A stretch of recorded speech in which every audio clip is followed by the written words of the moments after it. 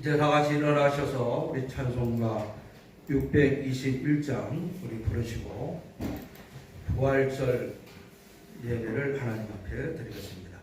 찬송가 621장입니다.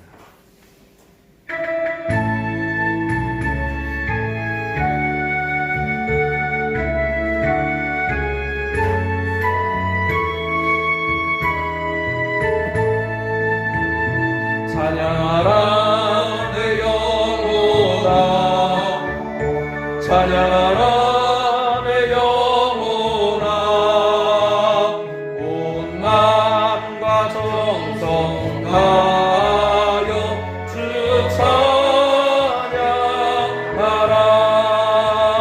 경배하라 내 영혼아, 경배하라 내 영혼아, 온 마음과 정성 다하여 주 경배하라.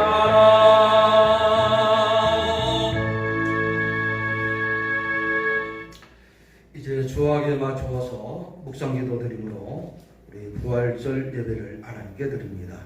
다 같이 묵상기도 하시겠습니다.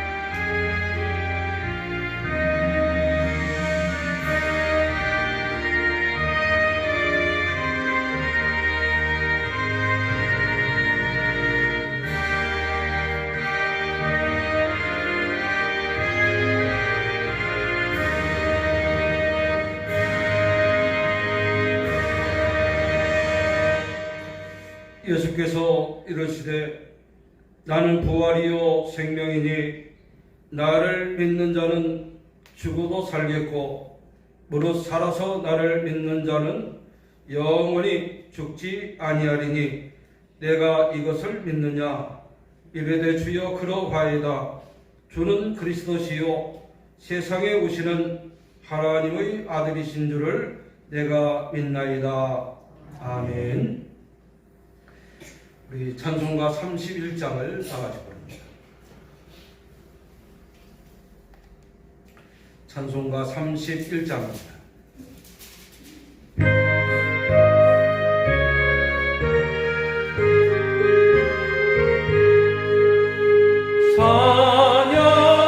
찬양하라 복되신 곳에 주 예수,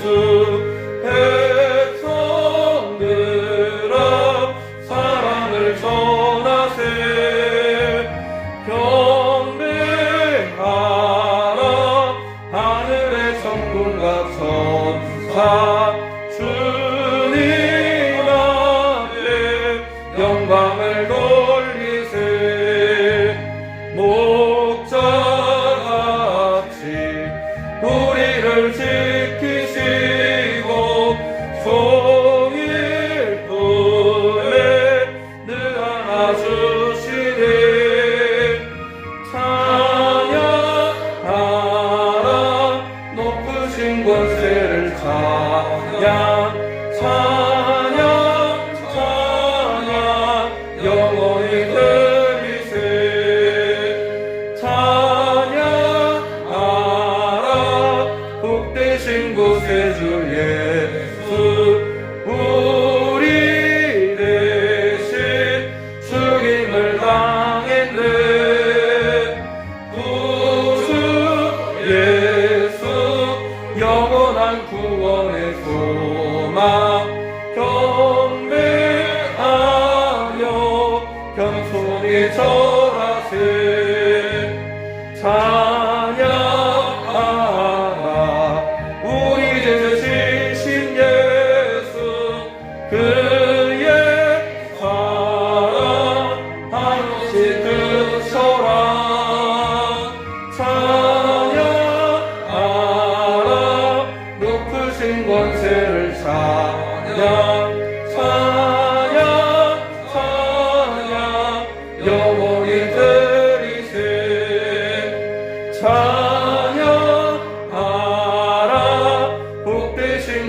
구세주 예수 천사들아 즐겁게 찬양해 구주 예수 영원히 다스리시네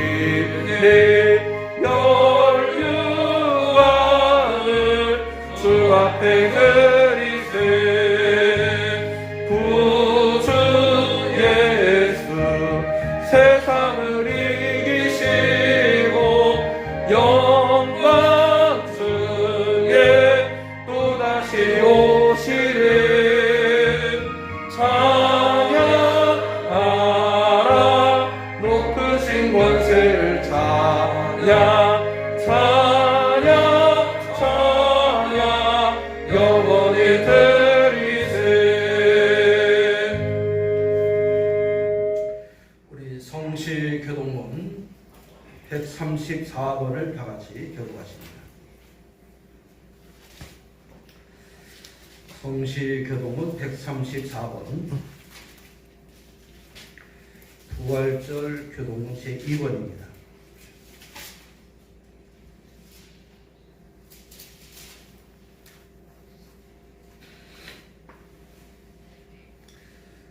성시교동문 134번입니다.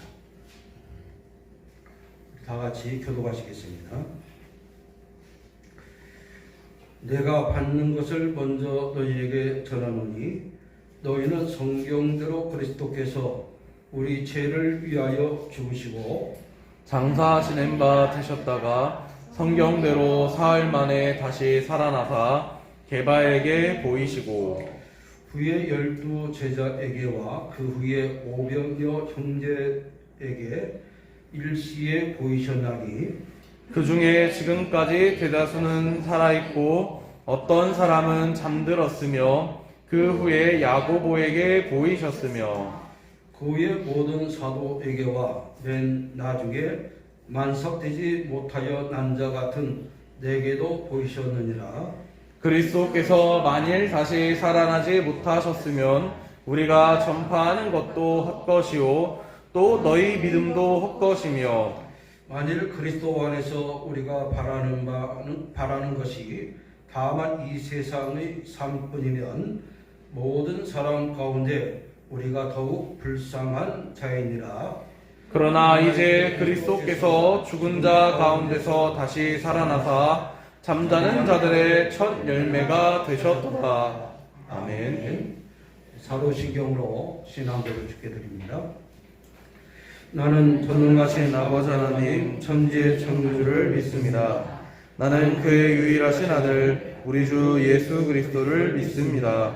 그는 성령으로 잉태되어 동정녀 마리아에게서 나시고 본디오 빌라도에게 고난을 받아 십자가에 못 박혀 죽으시고 장사된 지 사흘 만에 죽은 자 가운데서 다시 살아나셨으며 하늘에 오르시어 전능하신 아버지 하나님 우편에 앉아 계시다가 거기로부터 살아있는 자와 죽은 자를 심판하러 오십니다. 나는 성령을 믿으며 거룩한 공교회와 성도의 교제와 죄를 용서받는 것과 몸의 부활과 영생을 믿습니다. 아멘. 자리에 앉으셔서 우리 찬송가 160장 부르신 후에 고철기 강도사님 기도 인도하겠습니다. 찬송가 160장입니다.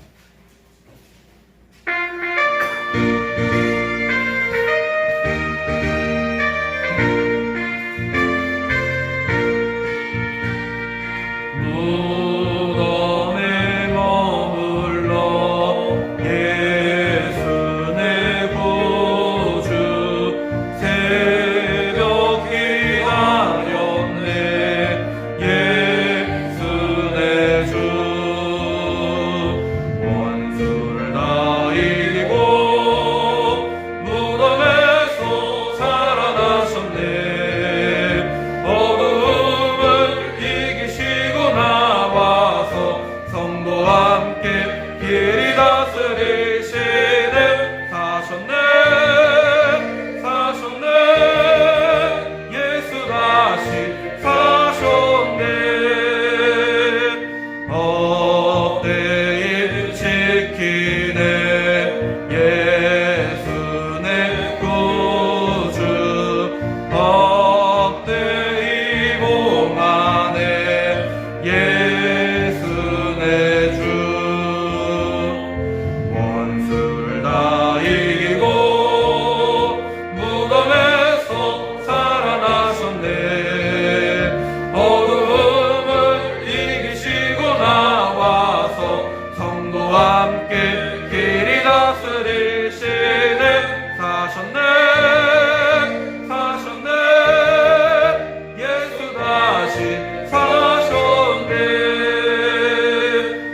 저기 못 가두네 예수 내 구주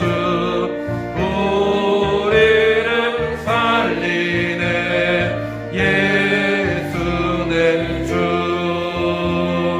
원수를 다 이기고 무덤에서 살아나셨네 어둠을 이기시고 나와서 성도와 함께 길이 다스리시네 사셨네 사셨네 예수 다시 사셨네.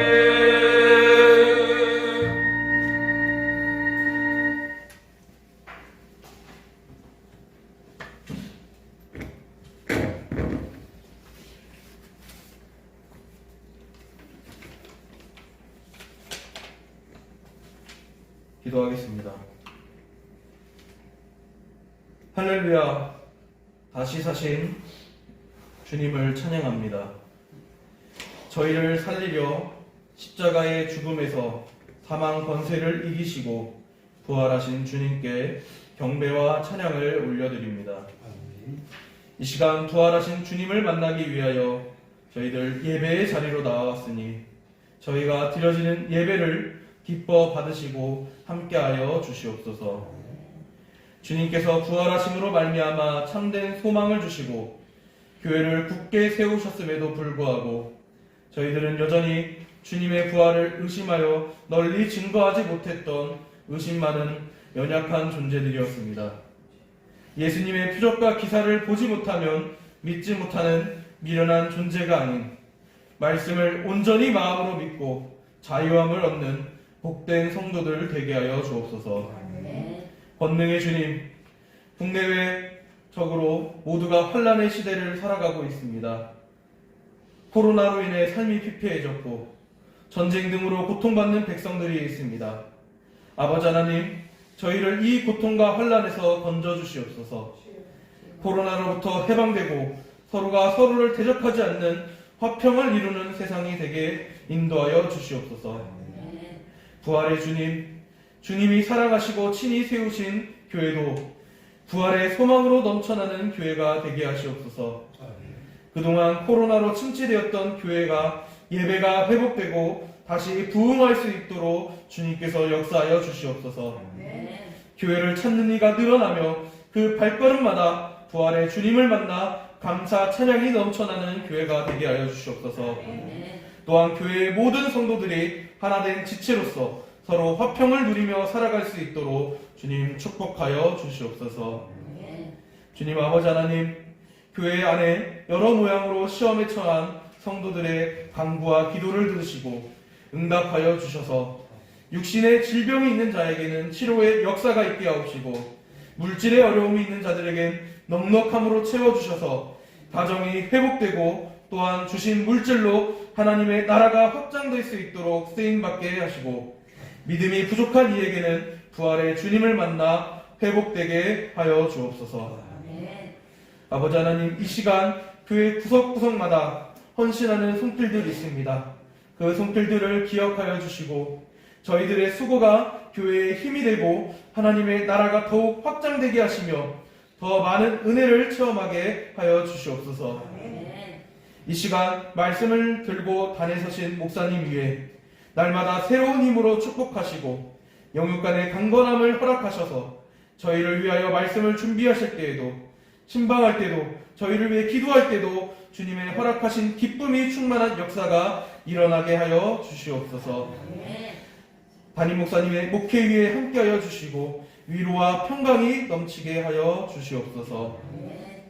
믿음으로 거듭난 모든 성도들이 천국 가는 그날까지 함께 주님 안에서 화평을 누리며 살아가길 원하옵고 부활이고 생명 되신 예수 그리스도의 이름으로 기도드립니다. 아멘.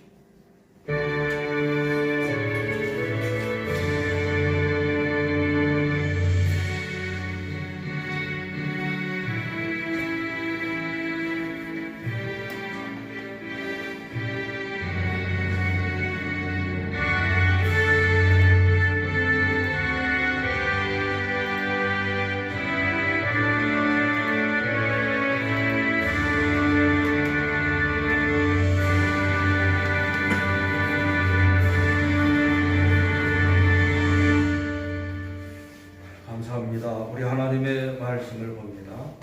신약성경 고린도전서 15장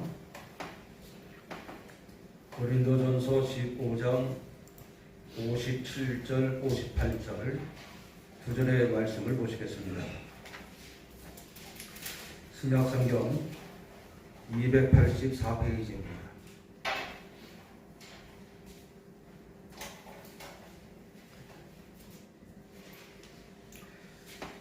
신약성경 284페이지 고린도전서 15장 57절 58절 두 절의 말씀을 봉독해 드립니다. 우리 주 예수 그리스도로 말미암아 우리에게 승리를 주시는 하나님께 감사하노니, 그러므로 내 사랑하는 형제들아, 견실하며 흔들리지 말고 항상 주의 일에 더욱 힘쓰는 자들이 되라. 이는 너희 수고가 주 안에서 헛되지 않은 줄 알미라. 아멘. 부활절 아침입니다. 오늘 새벽에도 예수님의 부활을 알리는 메시지를 전했습니다. 안식 후 첫날 새벽 미명에 막달라 마리아와 다른 마리아가 예수님의 무덤을 찾았을 때에 가면서 그녀들은 걱정이 태산이었습니다. 어떻게 하면 무덤문을 막은 돌을 치워줄까? 누가 치워줄까? 무덤문을 막은 큰 돌이 장정 대여섯 명이 움직여야만 움직일 수 있는 그런 돌입니다. 그런 걱정을 하면서 예수님의 시신에 향유를 바랄라 드리기 위해서 그 이른 새벽에 여인들이 예수님의 무덤을 찾은 겁니다.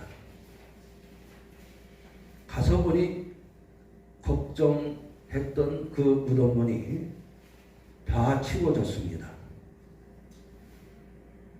무덤을 지켰던 군인들도 온데간데 없습니다. 무덤 안에 들어가서 보니 장사 지냈던 예수님이 보이질 않습니다.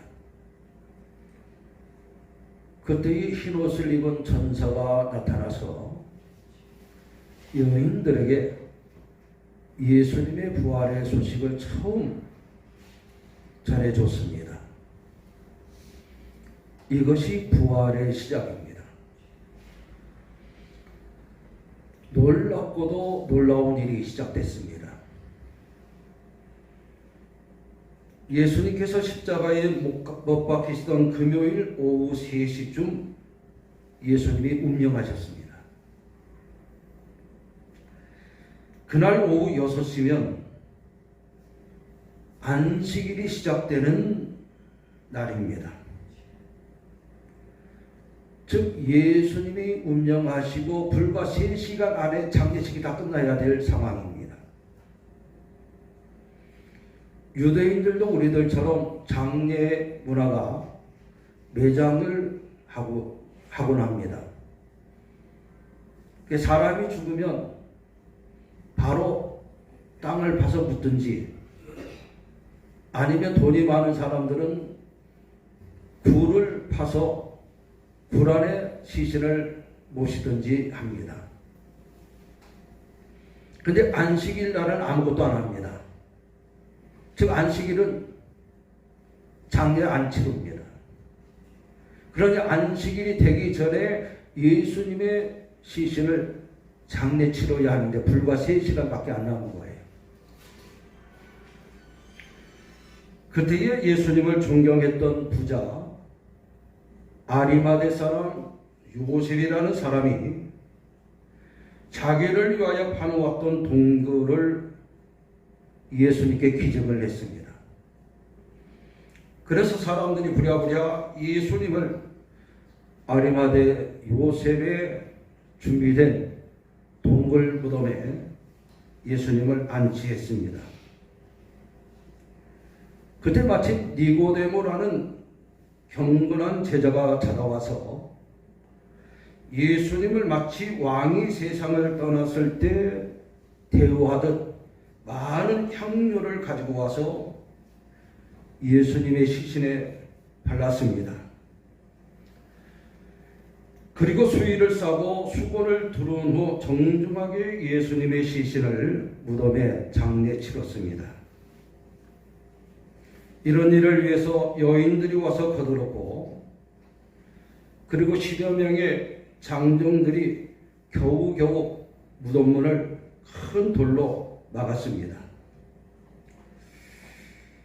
이것이 예수님의 장례 절차 전부입니다.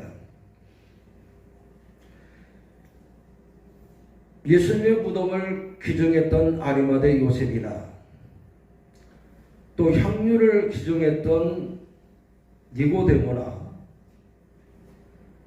예수님의 수의를 입혀드렸던 그 어떤 사람이든 간에 예수님이 다시 살아나리라고 생각한 사람은 단 한 명도 없었던 것 같습니다. 남자건 여자건 누구든지 그 가운데 있었던 사람들 중에 예수님 3일 만에 살아나실 것이다, 이렇게 생각하는 사람 단 한 명도 없었던 것 같아요. 모두가 예수님의 장례에만 신경을 썼어요. 어떻게 하면 예수님의 장례를 잘 치러드릴까, 그것만 골똘했어요. 막달라 마리아도 마찬가지고, 예수님의 수제자라고 했던 베드로도 마찬가지고, 12 제자나 예수님을 위해서 협력했던 많은 사람들 중에 어느 누구 한 사람 예수님 부활할 것이다, 이 생각을 가졌던 사람은 단 한 명도 없었던 거예요. 그래서 장례 치료들에 온 힘을 다 썼어요. 마치 큰 왕을 장례 치르듯 값비싼 향유를 발라드리고 수의를 입혀드리고 부자들만이 썼던 동굴 무덤을 기증을 했고, 이것이 예수님의 장례식입니다. 어느 하나 예수님의 부활을 믿는 자 없는 그런 장례식이 다 끝났습니다. 그리고 안식 후 첫날 새벽에 막달라 마리아와 다른 마리아나 여자들이 예수님의 몸에 향료를 더 발라드리기 위해서 그 새벽에 수고로 일어나서 예수님께 찾아간 겁니다. 그러다가 그 새벽에 천사의 소식을 접합니다. 너무 놀란 이 여인들에게 예수님께서 친히 오셔서 평안하냐, 한번 따라해봅시다. 샬롬. 샬롬이라는 말이 뭡니까? 평안하냐. 오늘 우리 집사님, 이 집사님이 오시자마자 예배당 문 열고 들어오시면서 샬롬 하시더라고요. 샬롬. 부활하신 예수님께서 처음 하신 말씀이 샬롬입니다. 샬롬. 너희가 평안하냐. 왜 예수님께서 여인들에게 평안을 말했을까? 너무나도 무서웠기 때문이에요. 너무나도 두려웠기 때문이에요. 예수님과 가까이 했다는 사실 한 가지만으로도 그 시대의 분위기는 다 잡아 죽일 판이에요. 용기가 없으면 감히 드러내놓고 예수님을 따르던 제자라고 말할 수가 없어요. 여러분, 예수님의 12 제자들도 마찬가지였습니다. 그들이 모일 때는 안팎으로 문을 다 잠그고 안에서 모였어요. 왜? 잡혀갈까 봐. 두려움의 연속이었습니다. 그런 제자들에게, 그런 여인들에게 예수님께서 하시고자 하신 말씀이 뭐겠습니까? 너희에게 평안이 있으라. 너희에게 평안이 있으라. 두려움을 이길 만한 평화가 있으라. 이렇듯 예수님께서는 여인 몇 사람에게 나타나셨을 뿐만 아니라 12 제자 가운데도 나타나시고 의심 많은 도마에게도 나타나셔서 못자국 난 손을 보이시고 창에 찔린 옆구리를 보여주시면서 도마에게 그런 말씀을 하셨습니다. 너는 본고로 믿느냐? 따라봅시다. 보지 않고 믿는 자들은 복이 있다. 할렐루야. 오늘 여기에 있는 모든 분들은 예수님을 보고 믿은 분은 한 분도 없습니다. 다만 성경을 통해서 우리가 압니다. 다만 성경을 읽을 때 성령의 감동을 통해서 우리들이 깨닫고 알고 그리고 확신한 우리들입니다.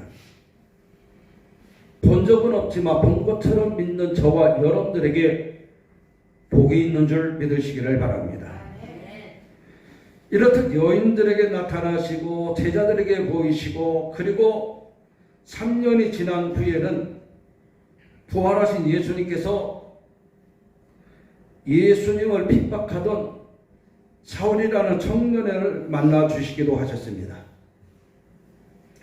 다메섹 도상에서 부활의 주님을 사울이 만났던 겁니다. 사울아 사울아 내가 어찌하여 나를 핍박하느냐? 주여 누구십니까? 나는 내가 핍박하는 예수라. 이처럼 예수님께서는 사울에게 직접 나타나셔서 자신의 몸을 보여주셨습니다. 그리고 20년이 지난 후에도 고린도에 있는 하나님의 교회에 편지를 쓰면서 오늘 고린도전서 15장에 같은 내용을 쓰고 있습니다. 부활하신 예수님께서 15년이 지난 지금 사도 바울은 고린도 교회 성도들 가운데 아직도 부활에 대한 확신이 부족한 성도들에게 오늘 고린도전서를 쓰면서 오늘 15장에 부활하신 예수님을 전하고 있습니다. 사도 바울의 증언인즉 베드로에게 나타나신 예수님, 또 야고보에게도 나타나신 예수님, 12 제자에게 나타나신 예수님, 일일이 하나하나 다 열거를 하면서 기록을 하고 있습니다. 더욱 놀라운 것은 예수님의 부활을 목격한 사람들이 한 번에 500여 명이 되었는데 그들 가운데 아직도 절반 이상이 살아있다는 겁니다.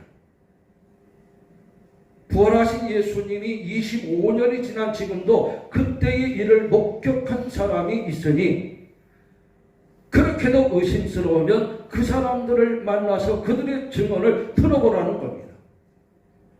이것이 사도 바울이 부활하신 예수님을 믿지 못하는 사람들에게 전해준 메시지입니다.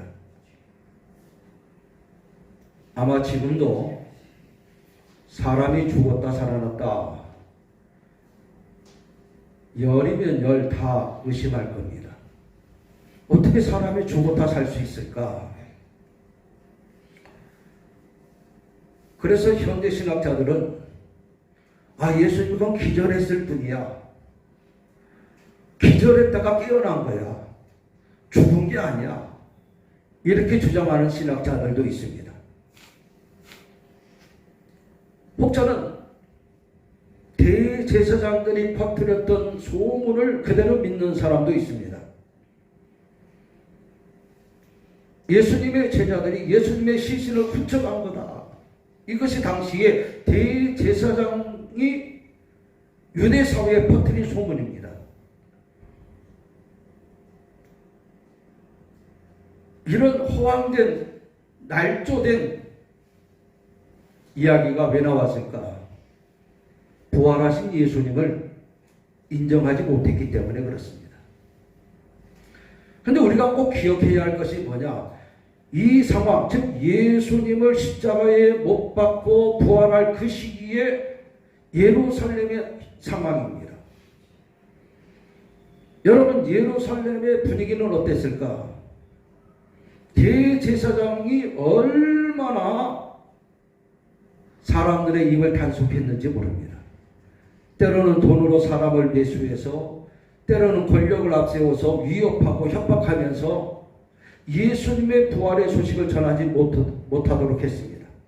말 그대로 살벌한 사회입니다. 얼마나 무서운 상황이었는지 제자들조차도 한 곳에 모였으면 안팎으로 문을 다 잠그고 있었어요. 붙잡혀갈까봐. 그리고 실제로 제자 가운데 순교를 당하는 사람도 있었습니다. 돌에 맞아 죽었어요. 이건 재판이 필요 없어요. 그냥 있는 현장에서 돌을 던져서 사람을 죽였어요. 그렇게 선동을 했어요. 얼마나 무서운 상황인지 몰라요. 그런데 예수님이 부활하시고 그 소식을 전하기 시작한 제자들의 입술을 누구 한 사람 막는 사람이 없었습니다. 만일에 그들이 주장했던 대로 제자들이 예수님의 시신을 훔쳐갔다, 그러면 예수님의 부활에 대해서 분명히 반박했을 겁니다. 그런데 예수님의 부활의 소식을 전하는 제자들에게 대제사장이나 바리새인들이나 누구 한 사람 반박하는 사람이 없어요. 이유가 뭐겠습니까? 너무나도 분명한 사실이기 때문에 반박할 힘도 없던 거예요. 반박할 방법조차 없는 거예요. 이것이 예수님이 부활하셨을 때에 일어난 예루살렘의 상황입니다. 그럼 오늘 우리들에게 예수님의 부활은 어떤 의미가 있을까? 우리 성경을 한번 봅니다. 57절을 한번 다 같이 읽겠습니다. 시작. 우리 주 예수 그리스도로 말미암아 우리에게 승리를 주시는 하나님께 감사하노니. 아멘. 예수님의 부활은 오늘 우리에게 어떤 의미가 있느냐? 승리자의 눈으로 죽음을 보게 하셨습니다. 여러분, 죽음이라는 사건을 갖다가 어떤 시각으로 보느냐는 참으로 중요합니다. 죽음이라는 것을 두려움 자체로 보면은 죽음은 너무나도 두렵습니다. 여러분, 죽는다고 하는 사실, 이것은 누구나 다 아는 사실입니다. 그런데 그 죽음을 어떻게 생각하느냐, 어떤 눈으로 보느냐에 따라서 죽음조차도 축복이 되는 사실을 우리는 알아야 됩니다. 어떤 면에서는 우리 모두는 죽기 위해서 태어난 사람들입니다. 조금의 시간의 차이가 있을 뿐이지 이 세상에 한 번 태어난 사람은 또 한 번 죽기 마련입니다. 다 죽습니다. 어쩌면 생명과 죽음은 너무나도 자연스러운 우리들의 일상입니다.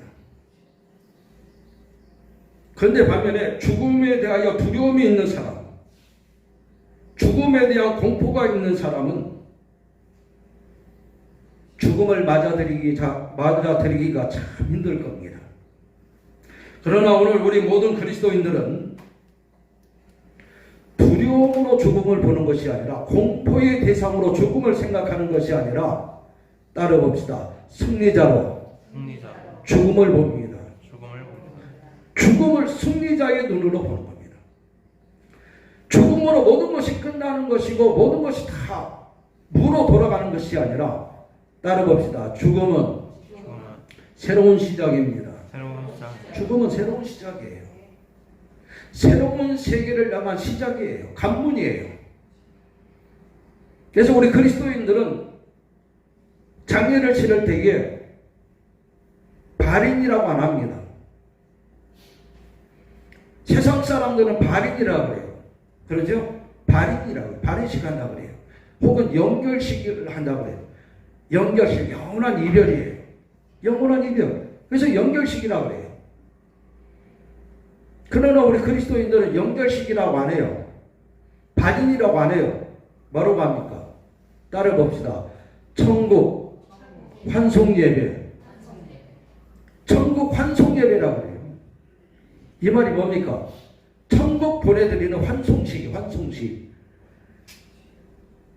그리고 설교하는 목사님들이 다시 만날 것을 기약해요.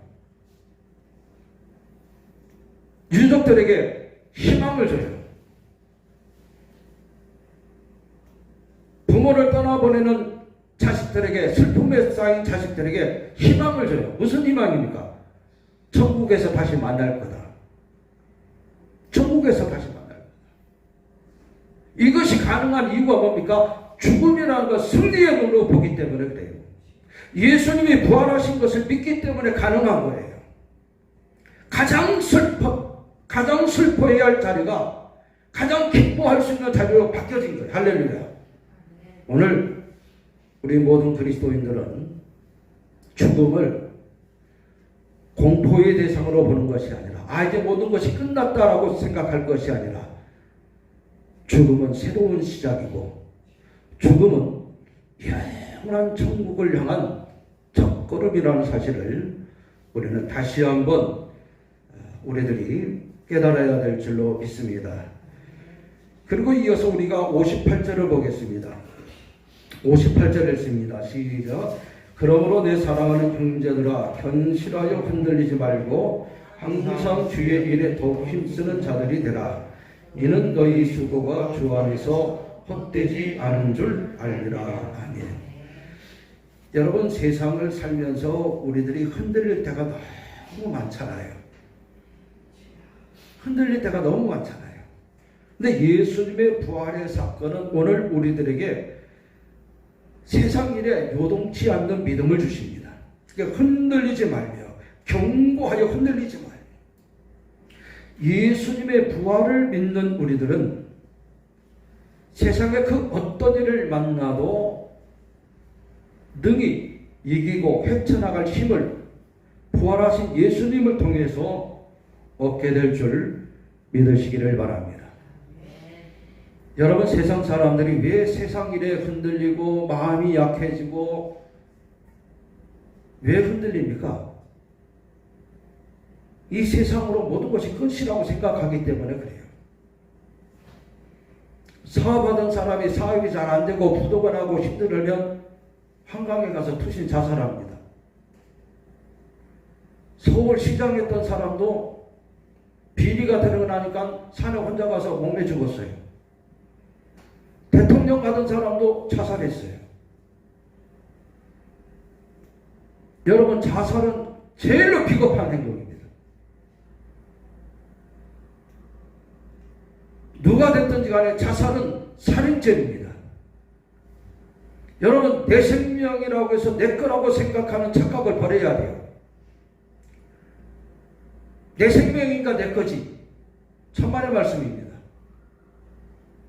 내 생명도 누구 겁니까? 하나님이에요. 하나님이 주신 생명을 왜 스스로가 끊습니까? 그건 자살행위예요. 왜 사람이 자살을 선택합니까? 도망치고 싶어서 그래요. 죽으면 다 끝나지. 여러분, 죽는다고 다 끝나는 겁니까? 아닙니다. 사람이 죽는 것으로 끝나는 게 아니에요. 죽음 너머에 뭐가 있습니까? 심판이 있어요. 죽고 나면 하나님의 심판이 찾아와요.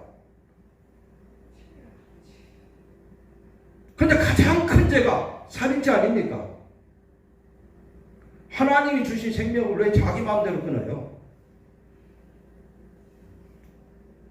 그런데 많은 사람들이 스스로 목숨을 끊으면 그것으로 모든 게 다 끝날 것이라고 생각하기 때문에 그런 거예요. 그래서 비겁한 행동입니다. 어느 분이 그랬대잖아요. 기도원에 가가지고 자살하기 앞서서 하나님께 기도나 해보고 죽겠다고 자살 크게 써가지고 기도방에서 누워서 잠을 자는데 한 번은 눈 떠서 보니까 이 자살이라고 붙였던 게 한쪽에 떨어져가고 휙 돌아가 버렸어요. 이렇게. 그래서 누워서 보니까 자살이 거꾸로 보이니까 어떻게 읽어집니까? 살자. 살자. 자살을 거꾸로 보니까 살자예요. 살자. 그래서 이분이 은혜 받아가지고 죽는 것이 하나님의 뜻이 아니구나. 따라봅시다. 죽을 만큼 각오를 가지면 못할 일이 없습니다. 못할 일이 없어요. 죽을 만큼 각오, 죽을 각오를 가지면 세상에 못할 게 뭐 있습니까? 못 일어날 일이 뭐가 있습니까? 한순간 그 어려움 때문에 흔들리고 좌절하고 낙심하고 그래서 스스로를 포기하는 것은요, 가장 어리석은 행동이에요. 우리 그리스도인들은, 예수 믿는 성도들은, 부활하신 예수님을 영접한 우리들은 그런 마음의 각오로 이 세상을 헤쳐나가야 될 줄 믿으시기를 바랍니다. 안 믿는 사람도 그러잖아요. 스스로 돕는 자를 하늘이 돕는다고 하잖아요. 우리가 열심히 주를 위해서 살고 열심히 주를 위해서 흔들리지 않은 마음 갖고 조지일간 나가면 하나님 가만히 계시겠습니까? 하나님 그냥 계시겠습니까? 충분히 하나님께서 도와주시고 우리에게 길을 열어주시고 우리들 앞에 있는 장애물도 뛰어넘을 수 있는 힘을, 지혜를 우리에게 더하실 줄 믿으시기를 바랍니다. 그리고 끝으로 부활은 우리에게 어떤 의미가 있느냐. 오늘 성경 58절 끝부분을 보니까 항상 주의 일에 더욱 힘쓰는 자들이 되라 했습니다. 주님의 일을 정말 잘 감당할 수 있는 하나님의 신실한 일꾼들이 되어야 됩니다. 부활하신 예수님을 생각하면 할수록 더 열심히 해야 돼요. 여러분, 주님의 부활은 누구를 위한 겁니까? 하나님을 위한 게 아니에요. 주님의 부활은 예수님 자신을 위한 것이 아니에요. 따라 봅시다. 예수님의 부활은 나를 위한 일입니다. 나를 살리기 위해서 예수님 부활하신 거예요. 영원한 하나님의 생명을 우리에게 주시기 위해서 예수님이 부활하신 거예요. 그 모든 특혜, 나를 위한 거예요. 바로 우리들을 위한 거예요. 하나님을 믿는 성도들을 위한 거예요. 그래서 예수님 부활하신 거예요. 근데 그 같은 사실을 깨달은 우리라면 우리들이 더욱 주님의 일을 힘써야 될 줄 믿으시기를 바랍니다. 그러면 여러분, 주님의 일이 도대체 뭡니까? 주님의 일이나 뭡니까? 여러분들이 다 목사님이 돼갖고 목회하면 그럼 얼마나 좋겠어요. 그럼 누가 장로님하고 누가 집사님 하겠습니까? 여러분, 목사님만이 주님의 일을 하는 게 아니에요. 우리 장로님만이 하는 게 아니에요. 우리 모두가 목사면 목사로, 권사님이면 권사님으로, 집사님이면 집사님으로 주님의 일을 힘써야 될 줄 믿으시기를 바랍니다. 이것이 바로 거룩한 성직이에요. 그래서 집사는 목사가 준 게 아니에요. 어떤 분이 그래요. 이거 목사님이 서리 집사, 서리 맞으면 띄었다 붙였다 한다고 해서 서리 집사라고 그러죠. 그런 게 아니에요. 여러분, 목사님이 여러분들에게 집사직분 준 게 아니에요. 누가 주신 겁니까? 하나님이 주신 거예요. 할렐루야. 하나님이 나를 기쁘게 여겨서 집사직분을 맡겨주신 거예요. 권사직분을 맡겨주신 거예요. 목사의 직분을 내게 맡겨주신 거예요. 하나님이 주신 거예요. 다만 목사라는 사람이 하나님의 대리자로서 여러분들에게 집사의 직분을 합당하게 여겨서 대리 역할을 한 겁니다. 근데 이거는 뭐 목사가 주고 말고 그렇게 생각하면 이거 착각이에요. 왜 우리를 목사로, 장로님으로, 권사님으로, 집사님으로 나를 세우셨을까? 뭐 하라고? 주의 일 하라고. 주의 일 하라고. 여러분, 목사님이 교회 안에서 혼자 다 할 것 같으면 집사가 뭐 필요합니까? 목사님 예배 드리다 말고 헌금위원하고 목사님 예배 드리다 말고 안내위원도 하고 그러면 집사님이 뭐 필요해요? 따라봅시다. 짐을 나누어지기 위해서. 나누어지기 위해서. 목사님 혼자 다 못하니까 장로님이 필요하고 권사님이 필요하고 집사님이 필요한 거예요. 그래서 같은 일을 우리들이 협력할 때에 그것은 주님의 일이 될 줄 믿으시기를 바랍니다. 그리고 더 나가서 여러분들이 사회생활 하잖아요. 가정을 돌보잖아요. 직장생활 하잖아요. 이 또한 주의 일인 줄 믿으시기를 바랍니다. 여러분 출근해갖고 상사 눈치 보고 얼마나 스트레스 받습니까? 짜증나서 왜 참 그만두고 싶네. 그렇게 마음 먹지 마시고요. 그렇게 마음 먹지 말고 하나님께서 이 일을 내게 맡겨주셨다. 할렐루야. 여러분들의 일터를 누가 허락하셨다? 하나님이 허락하신 거예요. 하나님이 내게 이러한 업을 주셔서 이 업을 통하여 먹고 살 수 있게 하시고 하나님의 선한 일을 할 수 있도록 하나님께서 그 일을 내게 맡겨주신 거예요. 그럼 여러분들의 일터도 신성한 곳입니다. 우리들이 그냥 막 생각할 곳이 아닙니다. 사도 바울이 일하기 싫어하는 데살로니가 교회 성도들에게 그런 말씀을 했습니다. 너희들이 사람 앞에 눈가림으로 일하지 말라고 그랬어요.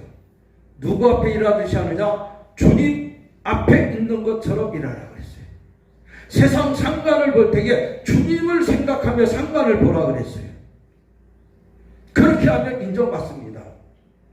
이 또한 하나님께서 내게 맡겨주신 일이라고 생각하고 열심히 하면 여러분들에게 분명히 하나님의 선한 역사가 나타나게 될 줄 믿으시기를 바랍니다. 여러분, 우리 그리스도인들은 누구에게 어떤 일을 하든지 간에 따라봅시다. 죽게 하듯 하라. 할렐루야. 죽게 하듯 하면 됩니다. 하나님께 하듯 하면 됩니다.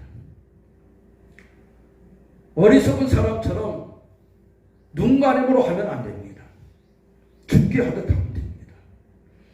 교회에서만 거룩한 일을 하는 것이 아니라 여러분들의 일터에서도 가정에서도 여러분들의 생활 터전에서도 어떤 상황이든지 죽게 하듯 하면 이것이 부활하신 예수님을 믿는 우리 성도들의 귀한 삶, 성실한 삶, 하나님이 도와주시는 귀한 삶의 현장이 되어질 줄 믿으시기를 바랍니다. 말씀을 맺습니다. 우리 모든 그리스도인들은 부활의 신앙을 소유해야 됩니다. 이것이 우리들의 신앙 바닥이고 원천입니다. 우리가 그리스도의 부활의 이 능력을 우리들이 간직하고 있다면 세상의 그 어떤 것도 장애가 되지 아니하고 극복하지 못할 일도 없습니다. 우리 모든 평강의 성도들이 부활하신 예수님을 만나고 부활하신 예수님과 동행하는 귀한 은혜가 있기를 주님의 이름으로 축원을 드립니다. 기도하겠습니다. 거룩하신 아버지 하나님, 감사를 드립니다.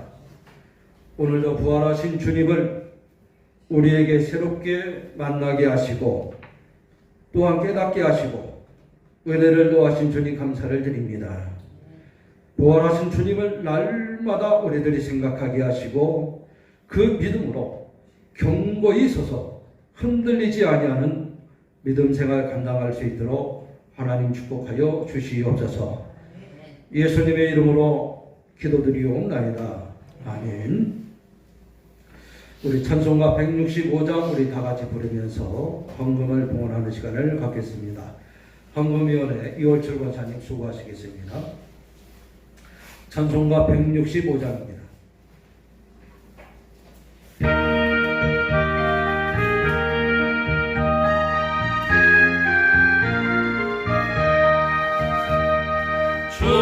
주님께 영광 다시 사신 주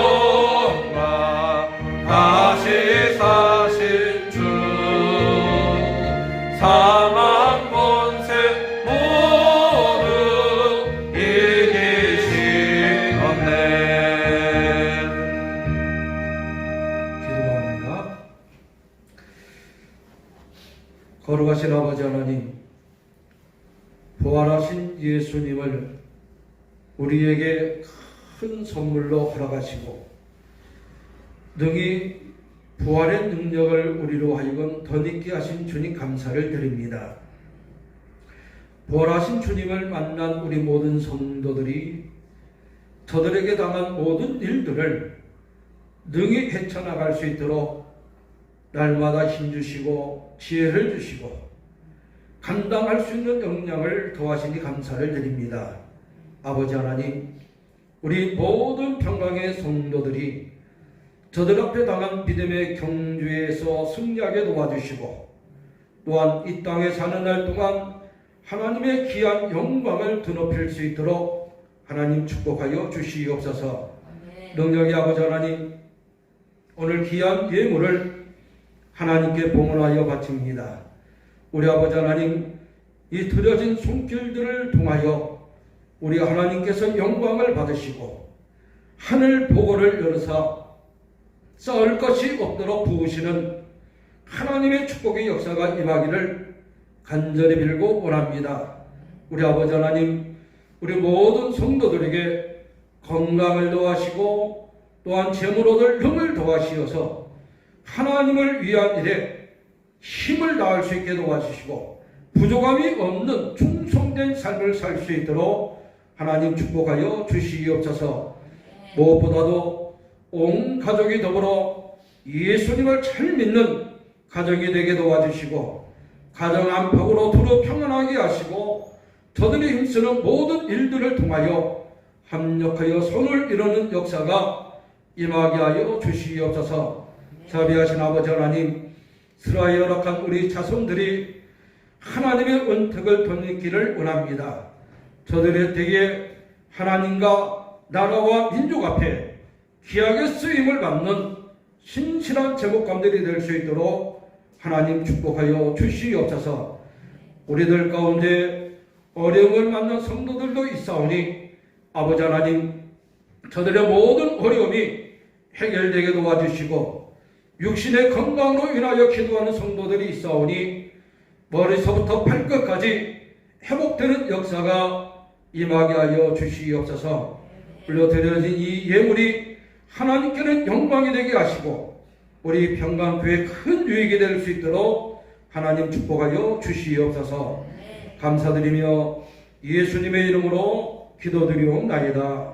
아멘. 귀한 예물 온전히 하나님께 연락될 줄로 믿습니다. 우리 교회 소식 전해드립니다. 우리 4월 달에 주신 말씀 누가복음 24장 47절 48절 다 같이 읽겠습니다. 같이 읽습니다. 시작. 또 그의 이름으로 제사함을 받는 회개가 예루살렘에서 시작하여 모든 족속에게 전파될 것이 기록되었으니 너희는 이 모든 일의 증인이라. 누가복음 24장 47절 48절 말씀. 아무쪼록 이 말씀을 여러분들의 마음에 새길 수 있기를 바랍니다. 그리고 더 나아가서 모든 사람과 화목한 삶을 살 수 있는 여러분들이 되시기를 바랍니다. 이번 한 주간 우리가 기도할 제목입니다. 여러분 시간 날 때마다 기도하시기를 바랍니다. 제목 같이 읽습니다. 시작. 일상을 행복하는 가운데 상한 심령을 채워주시는 하나님의 은혜를 경험하게 하여 주옵소서. 아멘. 내일부터는 거리 제한이 다 이제 해제가 됩니다. 이제 교회도 숫자에 어떤 막힘이 없이 누구라도 예배를 드릴 수 있습니다. 교회에서 식사도 못했는데 다음 주부터는 교회에서 식사도 할 수 있습니다. 우리가 이런 회복의 과정 속에 더욱더 하나님의 은혜를 체험할 수 있기를 바랍니다. 그리고 오늘은 부활절입니다. 예수님의 부활을 모두가 함께 기뻐할 수 있기를 바라고 우리 교회에서 부활절 결혼을 준비를 했습니다. 나가실 때 나눌 수 있기를 바랍니다. 그리고 오늘 난예배 후에 4월 생일 잔치가 있습니다. 뭐 생일 잔치라고 해야 케이크 자르는 건데 우리 이달에 생일을 맞는 분이 우리 백영순 집사님, 구하람 집사님 두 분입니다. 우리 예배 후에 케이크 함께 나눌 수 있기를 바랍니다. 그리고 내일 오전 12시에 열방교회에서 우리 구슬기 강도사가 목사 임직식을 갖습니다. 모두 함께 축하해 주시기를 바라고요. 또 우리 교회에서는 10시에 차량을 준비해서 함께 이동을 하도록 하겠습니다. 함께 하실 분들은 오전 10시까지 교회로 오시면 교회 차편으로 같이 가실 수 있습니다. 많은 참여를 바랍니다.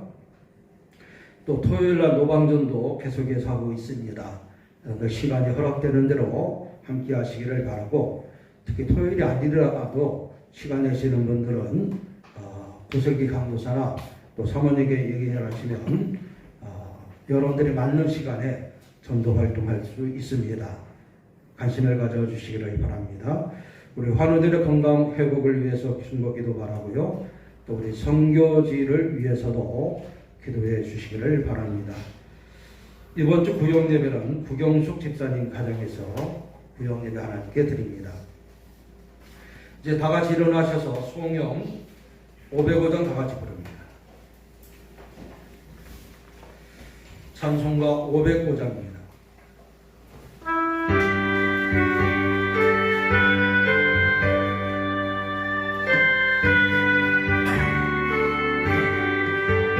온 세상 위하여 나 복음 전하리. 만 백성 모두 나와서 주 말씀 들으라.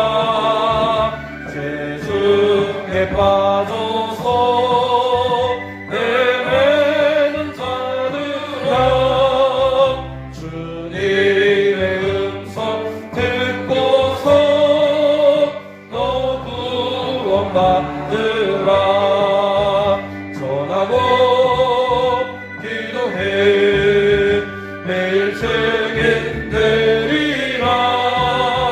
세상 모든 사람 다 듣고 그 사랑을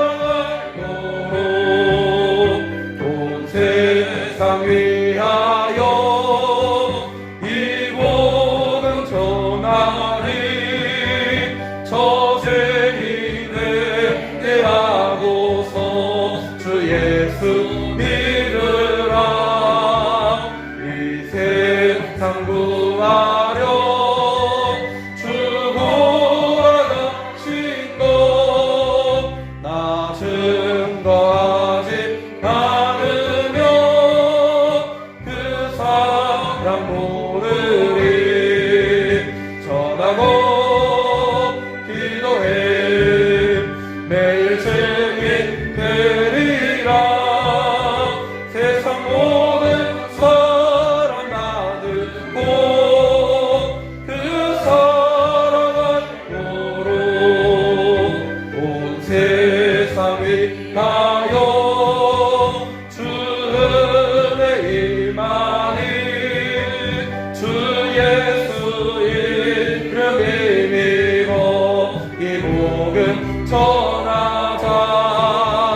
먼 곳에 나가서 전하지 못해도 나 어느 곳에 있든지 늘 기도 힘쓰리. 전하고 기도해 매일 책임되리라. 세상 모든 사람 다 듣고 그 사랑을 모르.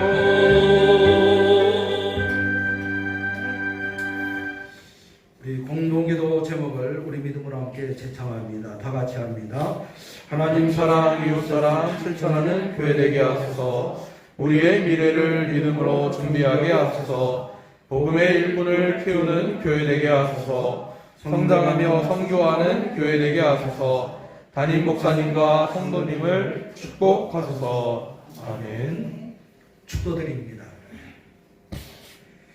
이제는 우리 구주 예수 그리스도의 구속의 은혜와 하나님 아버지의 극진하신 사랑과 성령 하나님의 내주 임재 역사 축복하심이 부활의 신앙을 가지고 살기를 원하는 모든 성도들 머리 위에와 저들의 가정과 자녀와 생각과 또한 나라와 이 민족 위에 이제로부터 영원히 함께 있을지어다.